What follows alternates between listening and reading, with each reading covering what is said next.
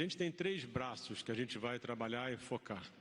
A gente tem o lado da informação, que a gente vai chamar um outro de infraestrutura, e o terceiro é a criação de uma diretriz que permita que estados e municípios abordem, criem políticas, programas, projetos em relação ao isolamento e ao distanciamento. Tá?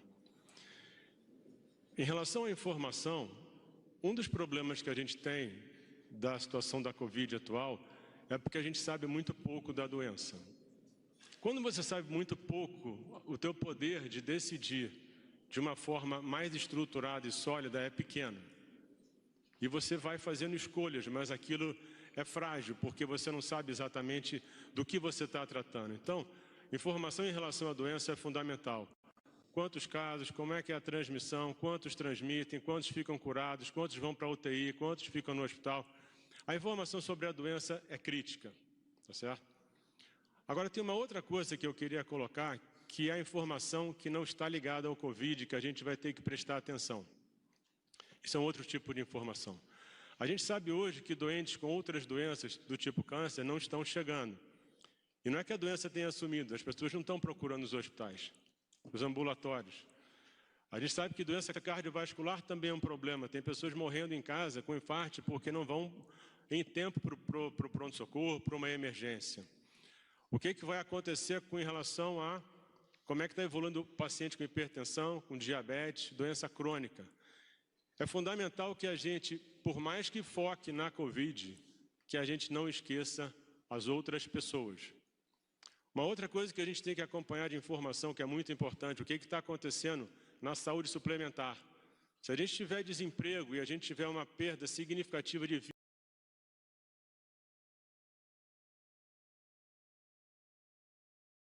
vidas ligadas à saúde suplementar, isso vai sobrecarregar mais ainda o SUS. Os hospitais, embora a gente discuta a criação de uma infraestrutura que a gente vai colocar para o atendimento da Covid, os hospitais estão perdendo muito movimento de doenças não Covid, alguns 40%.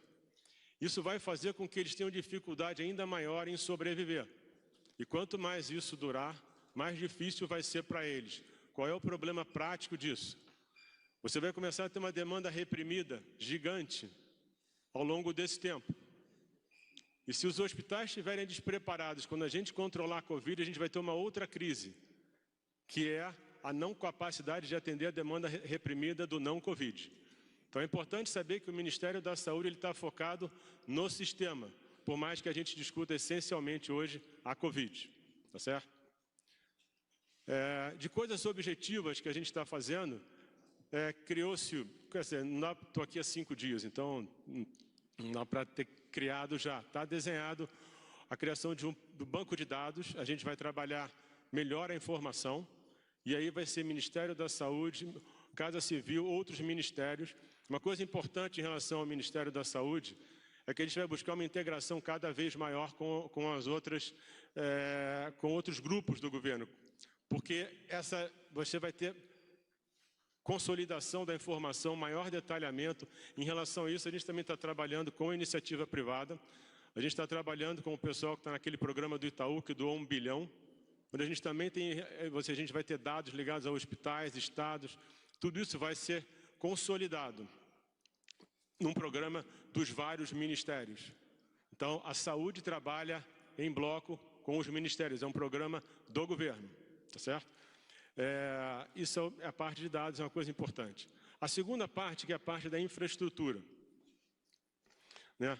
A infraestrutura ela vai ser desenhada, como é que a gente está cuidando das pessoas hoje. A gente está falando de hospitais, a gente está falando de ventilação mecânica, a gente está falando de UTI, a gente está falando muito de recursos humanos. E é uma coisa que vocês têm que ver, que tem coisas que vão acontecendo ao longo do tempo. Por exemplo, nos Estados Unidos eles começaram a perceber que talvez começasse a faltar remédio, porque quando um doente vai para o respirador, para a ventilação mecânica, ele tem que ter sedado, ele tem que ter relaxante muscular, e eles ficaram com medo de que isso começasse a faltar. Eles nunca tinham pensado que podia faltar remédio para um doente no respirador, e isso poderia estar acontecendo agora. Então é outra atenção. Então a gente está buscando não só aquilo que está nos holofotes, mas detalhes relacionados ao cuidado das pessoas. Em relação a isso, a gente está trazendo, eu estou trazendo o general Pazuello, Isso é uma outra coisa que as pessoas estavam colocando. Ele vai ser o meu secretário executivo. E por que eu estou fazendo isso? Nesses poucos dias que eu estou aqui, a impressão que eu tenho é que a gente tem que ser muito mais eficiente do que a gente é hoje. A gente está falando de logística, de compra, de distribuição, e ele é uma pessoa muito experiente nisso. É uma pessoa que vem trazer uma contribuição no momento em que a gente corre contra o tempo. Não só contra o tempo em relação à Covid, mas em relação a como o país vai ficar, como o sistema de saúde vai ficar. Isso literalmente é uma corrida contra o tempo, tá certo? Agora, o terceiro braço, tem uma coisa que eu ia colocar,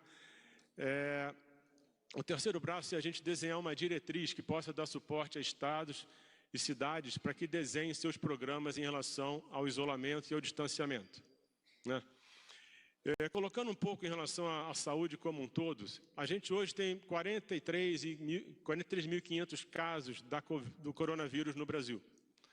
Se a gente imaginar que a gente pode ter uma margem de erro grande, digamos que a gente tem aí 100 vezes, isso aí é só um exemplo hipotético.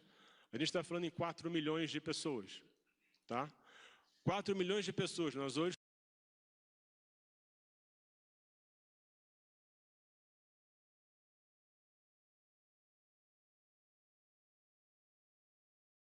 somos 212 milhões. Então, fora da Covid, tem 208 milhões de pessoas que continuam com suas doenças, com seus problemas e que têm que ter isso tratado. Tá certo?